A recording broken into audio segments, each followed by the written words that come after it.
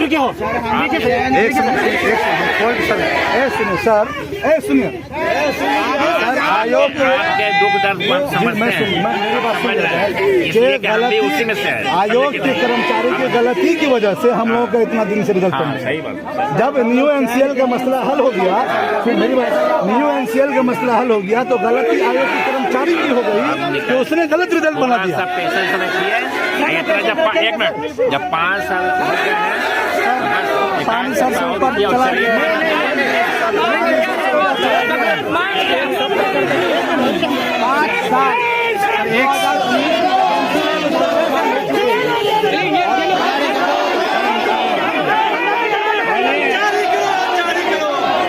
अंदर मत जाइए।